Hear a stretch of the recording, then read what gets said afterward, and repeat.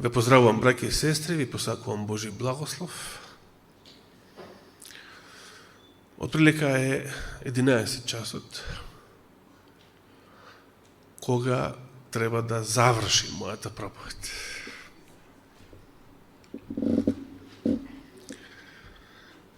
Според тоа прашањето е дали сакате да ја завршам или да ја почнам. Да ја почнам.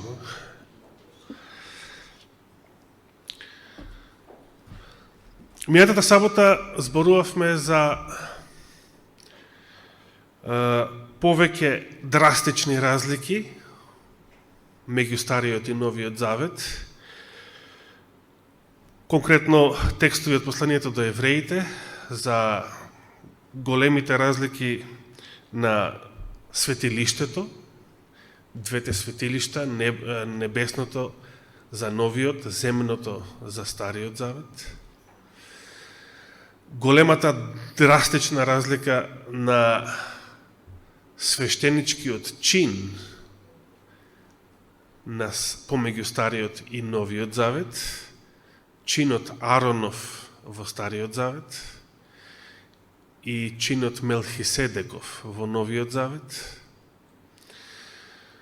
Огромната, најбитната разлика, можеби, што Новиот Завет е ратификуван со Христовата крв, со крвта на тој вечен првосвештеник по чинот Мелхиседеков, за разлика од Стариот Завет, кој што бил ратификуван со животинска крв, и таа крв не можела и не може да ги очистува гревовите.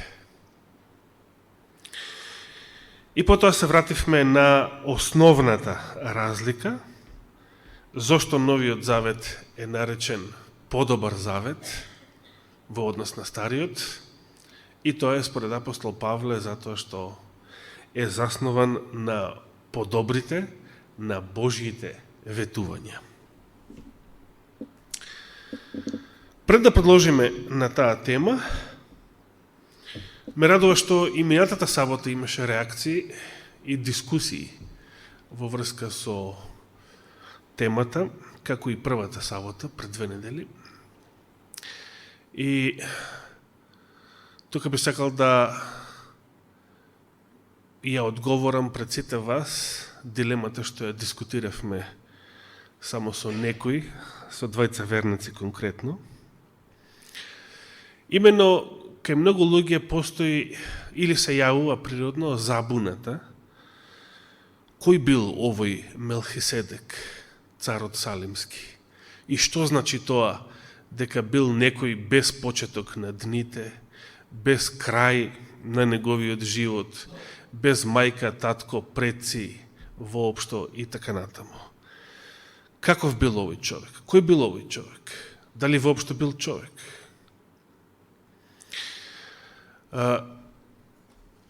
Моje лично мислење, од што сум го имал од секогаш, е дека овој цар Салимски бил човек, како и сите други, само што Библијата намерно не открива негово потекло, значи, кој му се мајка, татко, предци, и намерно не кажува што се случило потоа со него, само за да на тој начин биде предслика на Синот Божи, кој што де факто нема ниту почеток на дните, ниту крај и така натаму. Меѓутоа, јас не можам да го докажам тоа свое мислење. Тоа е суштината. Можеби Мелхиседек бил самиот Божи син на земјата, уште во тоа време.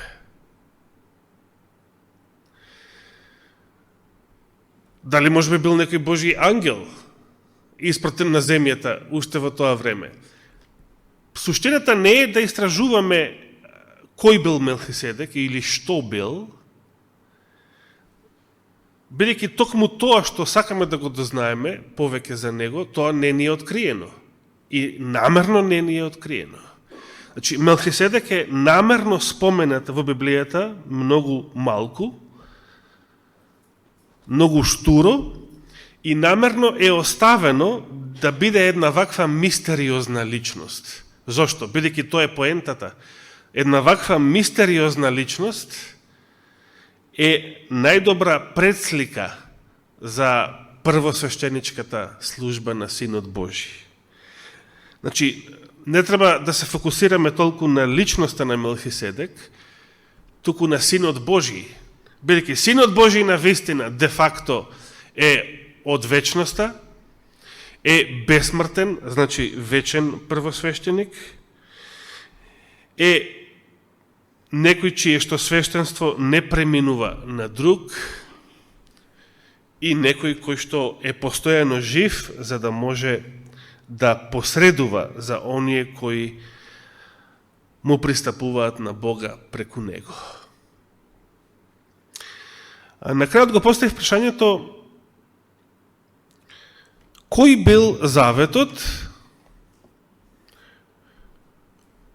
кој што Господ го нарекол мој завет во Излез 19 глава 5 стих, кога им рекол на израелците, ако го слушате мојот глас и го пазите мојот завет, тогаш ќе ми бидете царско свештенство, избран народ и така натаму и така натаму. Точниот одговор е дека, како и во претходните стихови, каде што се споменува зборот завет во втората книга Мојсеева или Излез, Господ и тука во 19 глава во 5 стих мисли на својот завет со Авраам. Или да го наречеме така Аврамовиот завет. Но сега,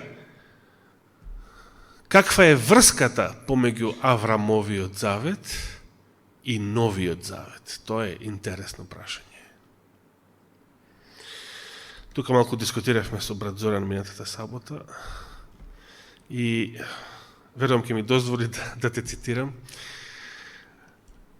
Една интересна мисла, сите претходни завети со Адама, значи од почеток, со Ное, со Авраам, дали Господ поставува услов? Например, што имаме кај Адама, веднаш после падот во грев? Какво ветување дава Господ? Еве ставам, значи, обраќајќи се на змијата, на сатаната, поточно, не на животното. Еве ставам непријателство помеѓу тебе и кого? И жената. Многу интересно. Зошто жената? Зошто е битна жената? Бидејќи жената раѓа. Жената раѓаат. Педерите не раѓаат. Нема родител 1 и родител 2. Има мајка и татко. Точка. Мажите не раѓаат, само жените раѓаат. Преку жената дадено е ветувањето дека ќе дојде Божиот син, дека ќе дојде семето. Значи, еве ставам непријателство, тоа е Битие 3.15, помеѓу тебе и жената, помеѓу твоето семе и чие семе? На жената семето. Како е сега ова можно? Па добро, ни ѓаволот нема семе. И жената нема семе. Но, зошто Господ така се изразил? Бидејќи ветениот спасител е некој што ќе дојде само преку жена, без земски татко. Од таков нема потреба. За да ја земе нашата човечка природа, требаше да се овоплоти, да помине преку утробата на жената. И дали гледаме тука услов, бидејќи тоа е нашата тема, дали Господ им вели на Адам и Ева, ако ми бидете послушни, верни, од сега натаму ќе ви испратам спасител кој што ќе ве откупи од овој првиот грев што го направивте? Дали читаме некаде услов? Не. Со Ное, дали читаме некаде услов со Ное? Заветот со Ное? Знаете што, од сега натаму, ако вашите потомци ми бидат верни и послушни, ако не прават, ако не ги повторат гревовите на генетски инженеринг, на амалгамација, како што правеа пред потопот и како што денес прават гадовиве на новиот светски поредок, тогаш нема да пуштам друг потоп на земјата. Дали читаме нешто такво, некој таков услов? Не. Туку едноставно, Господ ветил дека нема да пушти друг потоп, дека нема повторно да го уништува светот со вода, на тоа се однесува виножитото, дека со вода нема да бидат уништени. А педерите во Содом и Гомор со што беа уништени? Со оган. И денешнава содомска генерација, последнава генерација со што грешници, со што ќе биде уништена? Со оган. Значи, Господ е верен на својот завет, дека светот нема повторпат да го уништи со вода,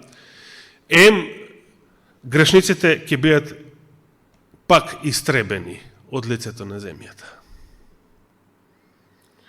При второто Христово доаѓање. Но и кај Ноевиот завет не гледаме никаков услов. Кај Авраам, оно што ни е сега најинтересен, дали читаме услов?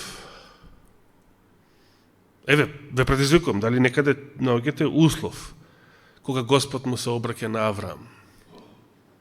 Дали му вели, ако ми бидеш верен и послушен, ако го слушаш мојот глас, ако ги пазиш моите уредби, моите закони, ќе направам твоето потомство да биде како песок морски, твоето потомство да биде како звездите небесни. Дали читаме услов?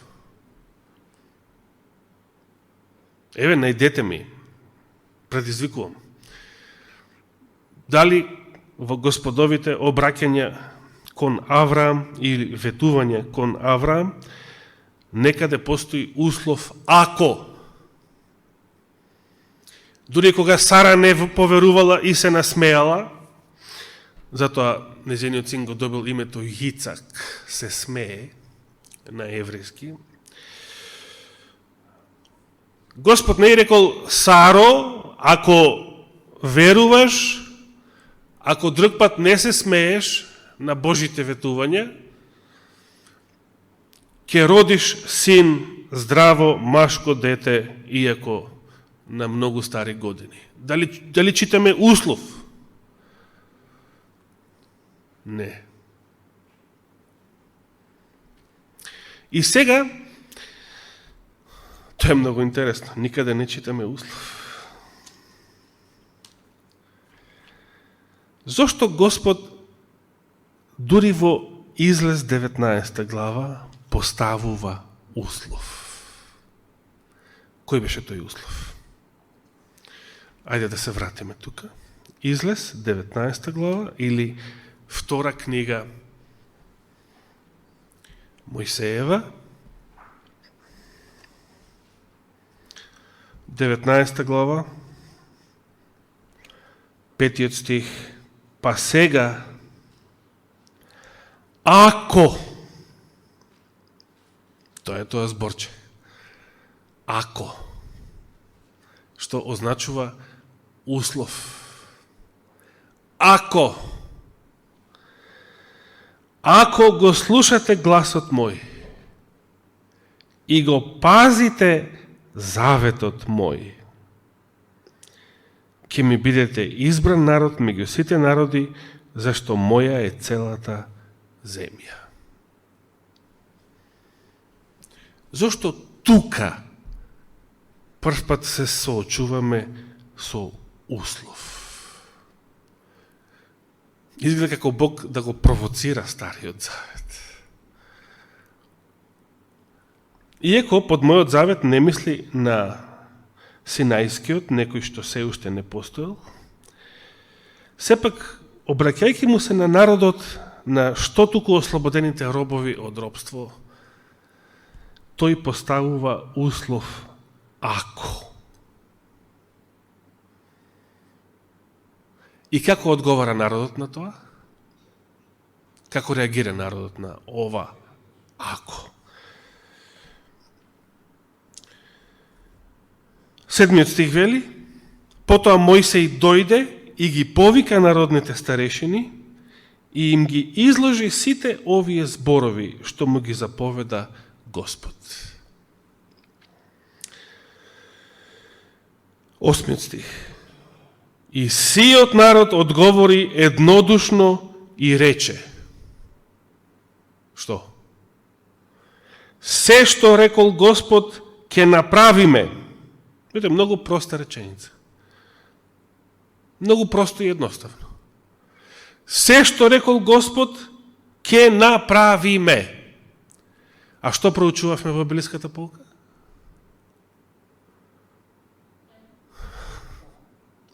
Ропта, се бунтува, мрмореа.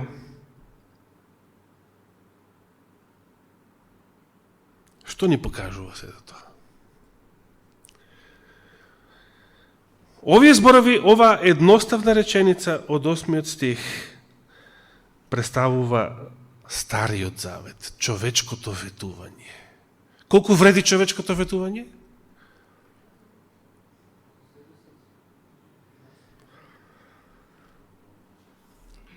Тоа е тој дефект. Тоа е таа системска грешка. Јас ветувам дека ќе ти бидам верен и така натаму. Дали е тоа нешто лошо? Дали кога воспитувате деца и барате тие да ви ветат, дали е тоа нешто лошо? Дали е лошо да воспитуваш деца? Дали е лошо да воспитуваш војници, гуштери? Дали е лошо да воспитуваш малолетници? Не, затоа апостол Павле го споредува Стариот Завет со малолетништво во посланието до Галатјаните. Но тоа е тоа.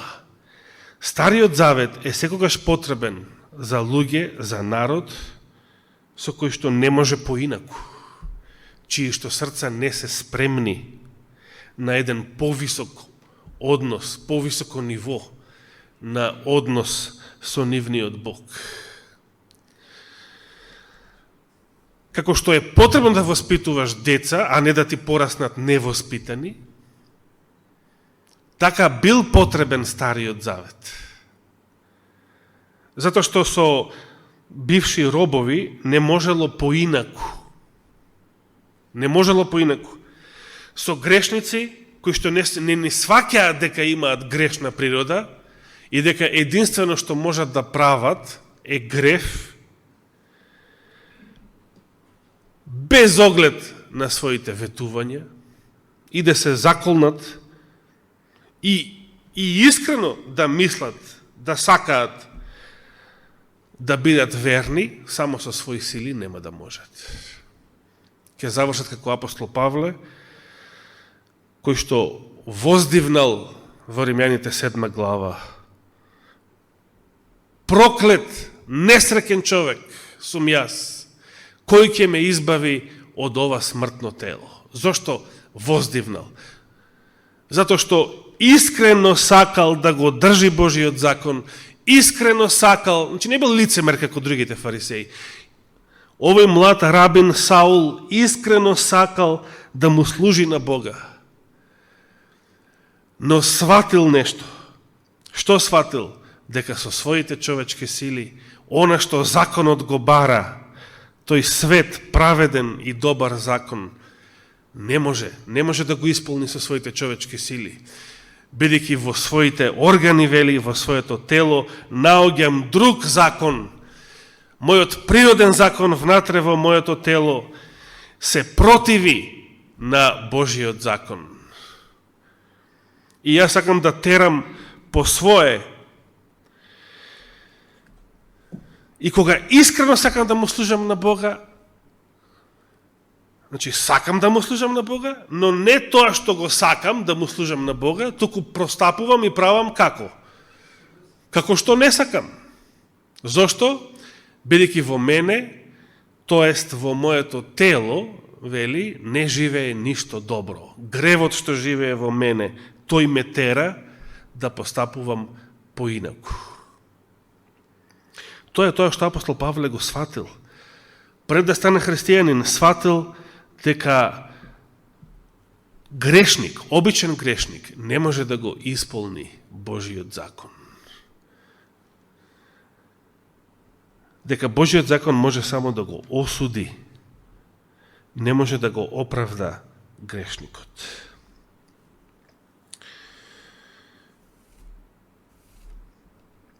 И сега, пред да продолжиме и да читаме што се случило на Синај,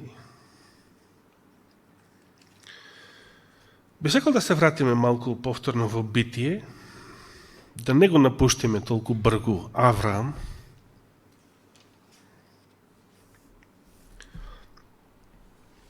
Битие или Создавање или прва книга Мојсеева. Ќе отвориме во 26 стих, 26 глава, се извинувам. Битие 26 глава. И ќе ги прочитаме познатите зборови во 4 и 5 стих. Можеме да почнеме, значи,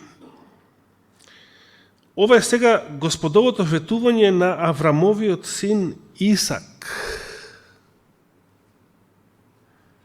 Бидејќи Господ им се заколна и на Авраам, и на Исак, и на Јакова подоцна.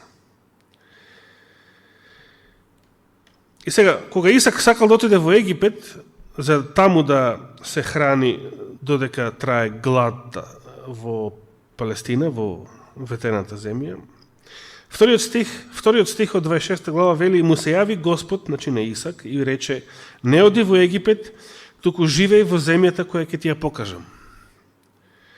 Насели се во таа земја и јас ќе бидам со тебе и ќе те благословам, зашто тебе и на потомството твое ќе ви ја дадам сета таа земја и ќе ја потврдам заклетвата со која му се заколнав на Авраам, таткото твој.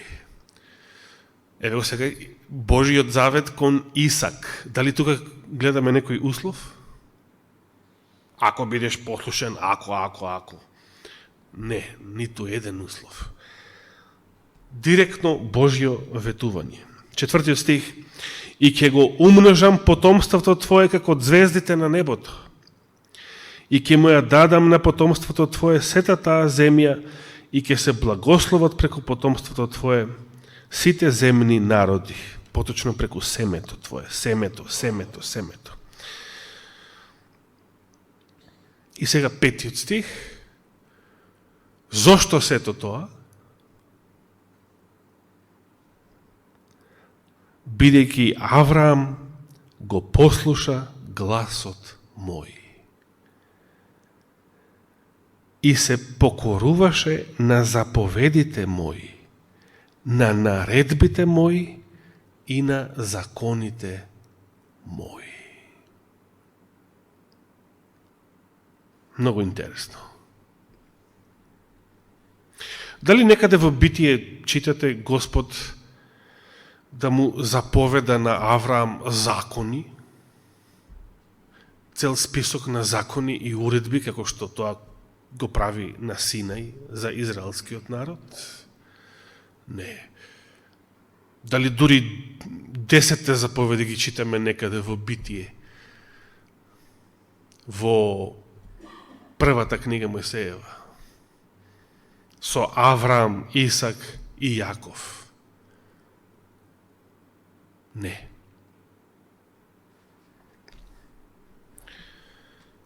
Но Авраам го послуша гласот мој, се покоруваше на заповедите мои, на наредбите мои и на законите мои. Како тоа? Кои закони?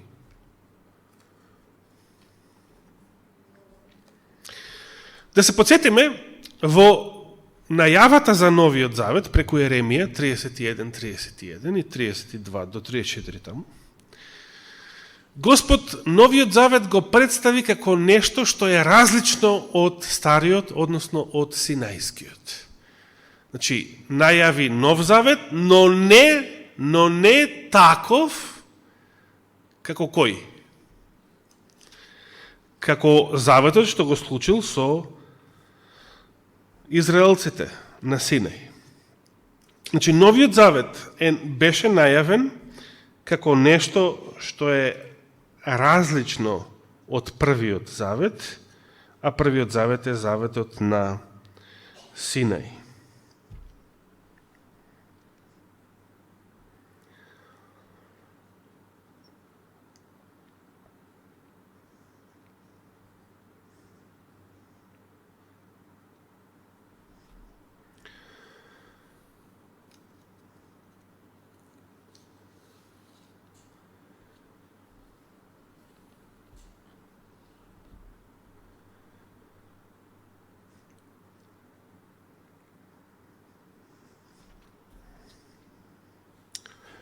Многу ме буни овој превод, значи ова е катастрофа. Ке мора да го донесам стариот православен превод да биде на катедра. Да се вратиме на Битие. Да почнеме со ред. Во 5 стих прочитавме дека Авраам го слушнал, го послушал, прво што вели? Гласот мој. Каде во Битие наоѓаме пример на вакво нешто? Кога Аврам го послушал Господовиот глас. Што ви текнува прво на памет? Да. Значи, уште кога бил во Ур Халдејски, Господ го повикал Аврама да излезе од таму и каде да отиде? Во земја која што ќе ти ја покажам. Во која земја? Во земја што ќе ти ја покажам. Ако Аврам не излезеше од Ур Халдејски, дали може да се исполнат сите овие другие ветувања во што се кажани, ќе го умножам потомството твое, како звездите небесни, како песок морски. Дали сите ветувања дадени до Аврам, па подоа и Исак, дали ќе постоеше и Исак и Јаков, ако Аврам не излезеше од Ур Халдејски? Не. Или, например, кога Господ му вели преку Сара ќе имаш син, или од Сара ќе имаш син,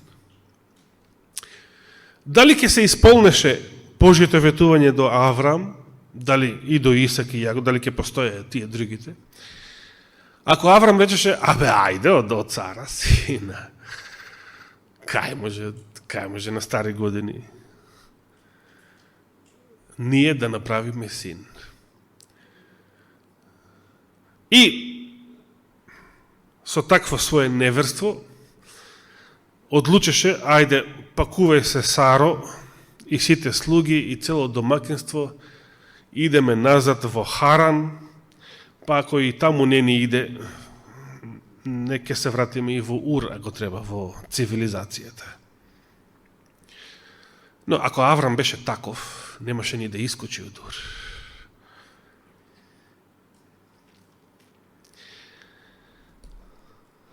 Господ во 5 стих, значи 26 глава, кажува зошто го избрал Аврам.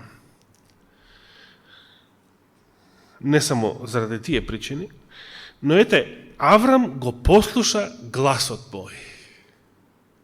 Да не беше Аврам верен, немаше ниту тоа, значи немаше ниту првиот услов да го исполни. Немаше да излезе од Ур Халдејски, иако Господ не му поставил услови. Но сепак верата е услов што секако постои.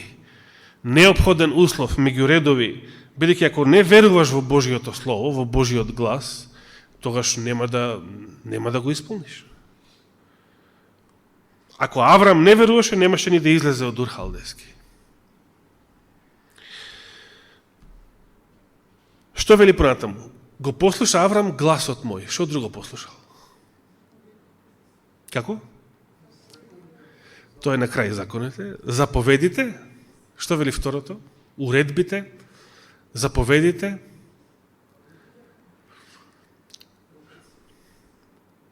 Може се сеќаваме на нешто што личи на Божја заповед до Авраам или уредба во Битие, например. Што му заповеда? Некаде Господ да му заповеда на Авраам нешто.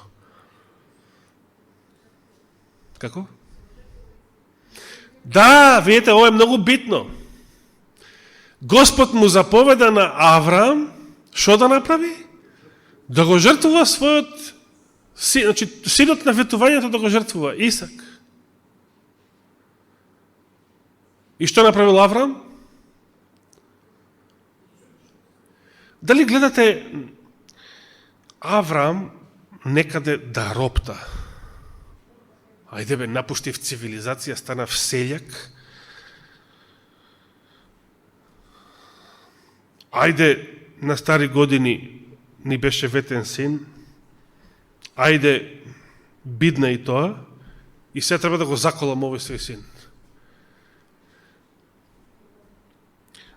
Во карактерот на Авраам не го читаме, не го наоѓаме она што подоцна го гледаме кај израелците. Цело време го после Египет го гледаме кај израелците низ пустината. Роптање, мрморење, иако дале ветување, се обврзале. Се што кажа Господ ќе направиме. Дали кај Авраам ги гледаме тие карактерни особини? Роптање, мрморење, дури и синот, кога му беше заповедано да го принесе на жртва, тој послуша. Послуша. И не и кажа на Сара каде ќе одат, и кажа, додуше идеме да принесеме, јас и Исак идеме на далечен пат, каде што Господ ни рече да принесеме жртва. Без да и каже на каква жртва мислил Господ.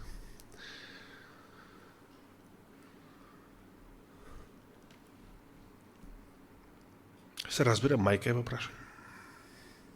Нема шанси тоа да го прими така мирно, како што Авраам имал намера да го исполни заповеданото од Господа.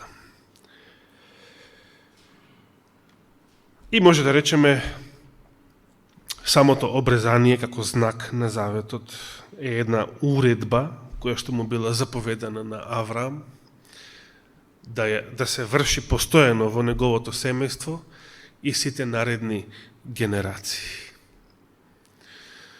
Нешто друго да ни текнува, нешто друго што личи на заповед или уредба од Господа до Авраам, од досега се што споменавме. Нема многу, нели? Дали Господ некаде му вели на Авраам, Авраме, јас сум твојот Господ Бог, немој да правиш идоли, кипови и да им се кланяш. Дали читаме такво нешто во Битие? Или до Исака, или до Јакова? Не. Зошто не? Зошто Господ тогаш не кажал вакви работи? Дали, например, кога ги создал Адам и Ева, Господ им вели, која беше единствената заповед што ја имале? Немој да јадеш од тоа и тоа дрво во рајот. Точка.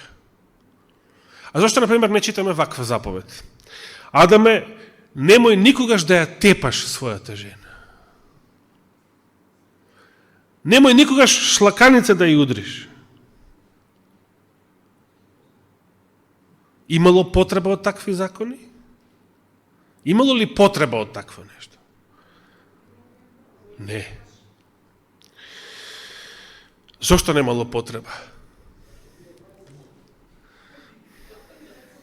Умот, вели Борче. Значи, пошто е сличен Аврамовиот завет со новиот завет? Пошто е сличен?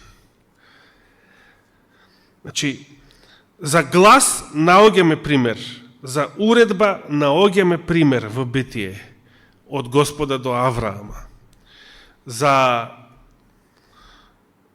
заповед наоѓаме пример. Ама за закони наоѓате ли пример? Господо, некој закон. Господ му вика на Аврам, еве го мојот закон да го држиш, се состои од тоа и така натаму. Имаме ли пример за закони? Какви закони држал Авраам? Какви закони држал Исак? Дали може да ни текне нешто во животот на Авраам, Исак и Јаков што личи на закон?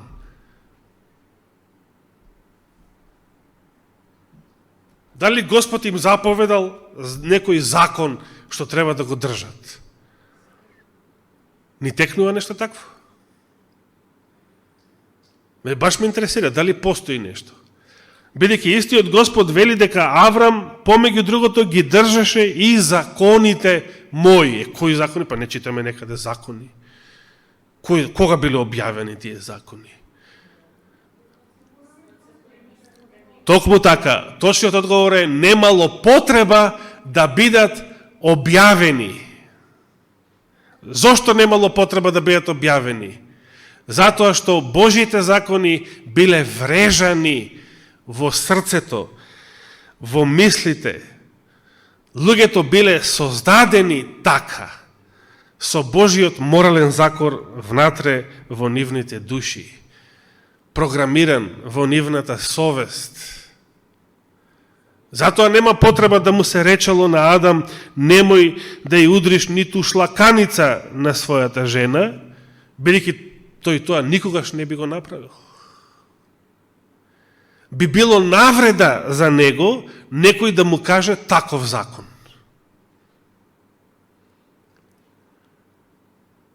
Би било навреда. За љубовта би било навреда некој да ти заповеда нешто со што да не смееш или да не треба да му наштетиш на она или детето кој ги љубиш и така ги љубиш. Толку ги љубиш што би се жртвувал самиот заради нив, а некој да ти заповеда сега ти да не им наштетиш нешто на нив. Тоа би било навреда. Божите закони биле запишани во умовите и срцата на луѓето.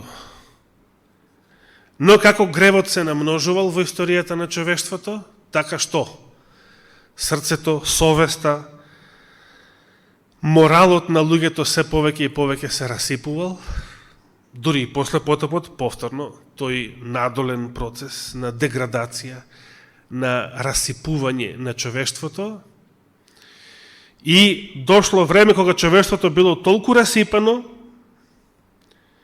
што Божиот закон од срцата на луѓето бил толку испарен, толку избледеал и тој, што сега имало природна потреба за што? За додаден закон. Што е тоа што апостол Павле го нарекува додаден закон? Да отвориме во Галатјаните 3 глава. И за денес тука ќе привршиме, ќе продолжиме следната сабота. Во Галатјаните 3 глава.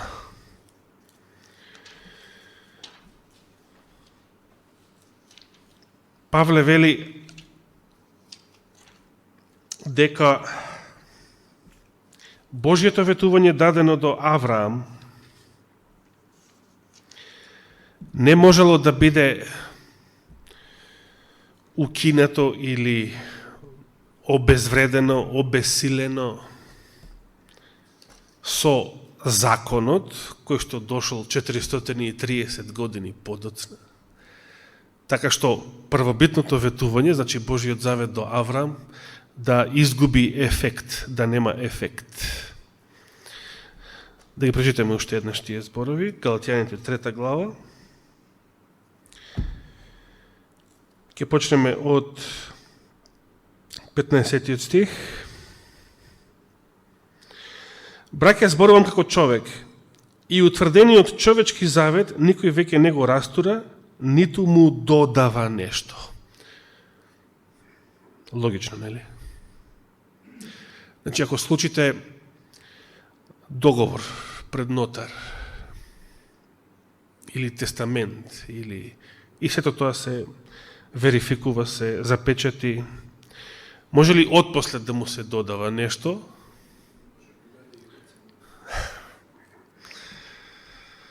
Во политиката секој беззаконие може, бидејќи политиката е блудница.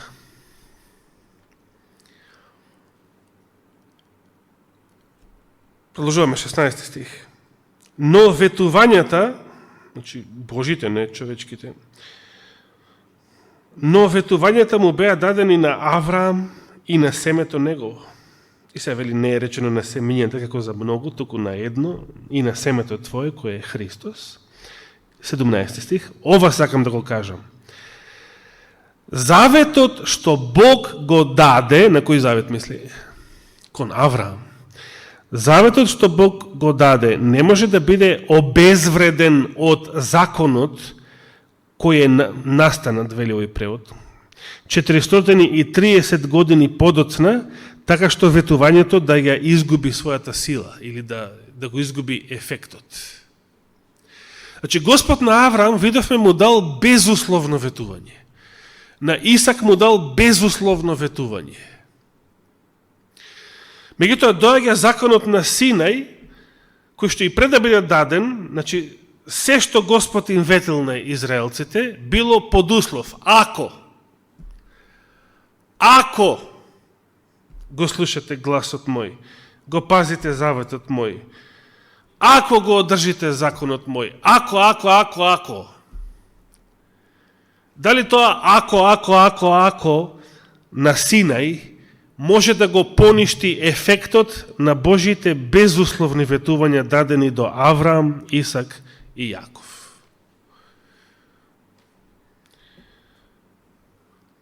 Павле вели не може. Не може, не би било логично, затоа што Господ не е пупу не важи. Да не го споредувам пак со некоја политичка битанга. Господ не е некој што ветил нешто на Авраам, Исак и Јаков и потоа 400 години позад да рече пупу не важи. Од сега нов договор, нови услови. Не може така. Ако Господ дал безусловни ветувања до Авраам, Исак и Јаков, тогаш дали Господ може да го промени тој завет и сега да воведе услови во него? Не може. Па тогаш зошто е даден законот? Законот значи не е даден на Синај за да го промени Аврамовиот завет. Законот не е даден за да се поништи ветувањето што му било дадено на Аврам и неговото семе. Продолжува Павле во 18 стих од Галатијаните 3 глава и вели: зашто ако наследството се добива по законот, значи по заслуга, бидејќи сум го исполнил, сум го одржал, сум го исполнил сето тоа ако. Ако наследството се добива по законот, тогаш веќе не е според ветување. Значи, пример на вас пензионерите, да не споменувам имиња, дали имате право на вашите пензии? Пензиите, да, по закон имате право на вашите пензии. Што ако фондот реши да не ви исплаќа пензии понатаму? Можете, значи имате законско право на вашите пензии, така? Значи, вашите пензии што ги примате не се милост кој што фондот ви ја ветува секој месец. Па некојаш, ако сака, може и да не ви испрати. Туку е законско право. Но наследството што му е ветено на Авраам и неговото семе не е по законот. Немало никаков услов поставено до Авраам, кој што треба да го исполни, за да се остварат тие Божии ветувања. Немало таков договор. Но на Авраам Бог му го дари поветување и без услови. Зошто пак, 19 стих, оригиналот гласи, и тука утнале овие преведувачи. Зошто пак е додаден законот, така гласи изворниот текст. Зошто законот бил додаден на Синај? Не бил додаден како анекс на Аврамовиот договор. Туку што значи тоа додаден?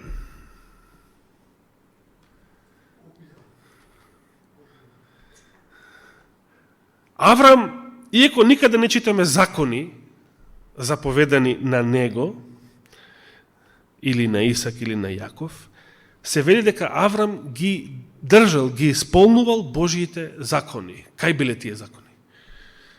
Во неговото срце, во неговиот ум, во неговата совест.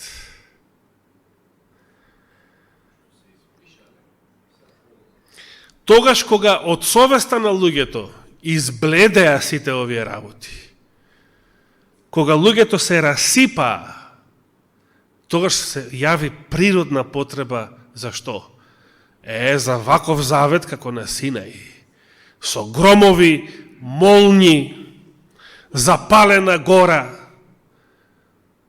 Зошто такви манифестации? Да им се втера страф во коски на грешниците. Како денес, расипана генерација. Расипани и владите, и властите, и повеќето општество расипани. Што треба да се случи за да се доведе општеството во ред? Треба да паѓаат глави на гилотина. Треба да се лее крв. Треба законот да дојде на власт. Божиот закон да дојде на власт. И да умираат по 23.000 во еден ден. Поточно беа 24. Тие што блуствува во пустината. Бидејќи 23.000 само блуствува, а останатите илјадарка знаете кои беа. Оние што не, самите тие лично не блуствува, но како денешниве со роспи, тоа е неправедно, тоа е кршење на човекови права. Значи, оние што се бунтуваа, значи тие самите не се упоганија со блуд, со мадијамските керки, но се бунтуваа зошто Господ бил толку суров и ги погубил овие блудници, Дали сите жители на Содом беа педери? Не, имаше луѓе кои што тоа не беа. Но, што бил проблемот, зашто сите содомјани беа уништени? Затоа што и тие што не беа, се солидаризира, и тоа е гревот на денешното општество и на денешната цивилизација. Значи, јас не сум тоа, ама јас ги признавам нивните права. И тие треба да имаат права. И дозволи оваа педерска влада и деца изнесоа малолетни на Сораспијадава што се одржа неодамна во Скопје. Затоа беше потребен Стариот Завет, затоа беше потребен законот. Требаше законот да добие власт и требаше да им се втера страф во коски на грешниците. Затоа што кај нив внатре, во нивната совест, во нивното срце, немаше веќе закон. Сето тоа избледеа, сето тоа се расипа, сето тоа се опогани. Тие не беа како Авраам. Послушни и верни како Авраам не беа. Требаше да видат што е закон, за да се плашат од гревот. Тоа е Стариот Завет. Ако даде Господ живот и здравие, ќе продолжиме следната сабота.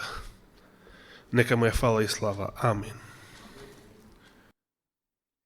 Оче и Боже наш, Ти благодариме за Твојата голема милост и благодат. Ти благодариме што не чуваш и здравствено, и физички, и телесно. и духовно. Бидејќи навистина зачекоревме во ненормални времења, ненормални денови и барем тоа не радува што сето ова покажува колку е близу крајот, колку е близу Твоето доаѓање. Ти благодариме за сето тоа. Ти благодариме за овие свети вистини од Словото Твое. И те молиме, Господи, прости ги нашите гревови, исцели ги нашите срца од секое беззаконие. Запиши го Твојот закон во нашите души, во нашата совест, во нашите срца.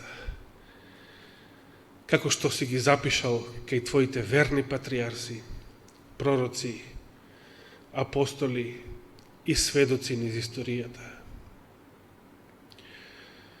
Те молиме, распусти во Твојот мир ова попладне. Најавено е ново освежување од Твојата благодат, дури и дожд. Ти благодариме за тоа. Те молиме најмногу за нашите болни и немокни. Те молиме за сестра Мимица. Те молиме за сестра Стевка и сестра Ката и ти благодариме што се заедно тука со нас. Но сепак молиме за нив. Те молиме за многу други браќа и сестри, кои што можеби се и физички здрави, но разочарани. Одамна ја напуштиле и верата, не одат никаде во црква и се малку или повеќе дезориентирани и не знаат што да прават. И им се заканува опасност. Им се заканува опасност од непријателот, бидејќи верата им е слаба или воопшто ја нема. Те молиме, Господи, за сите нив. Охрабри ги и нив, исцели ги и нив, нивните срца и души. Ојачај ги и привлечи ги одново кон Твојата вистина. Самиот си рекол дека ние млаките сме во полоша состојба од нив, студените, и дека полесно е нив студените да ги привлечеш кон Твојата вистина. Да ги направиш одново жешки и ревни за неа. Отвори ги очите на мнозина во овој свет и оние кои што се уште не те запознале.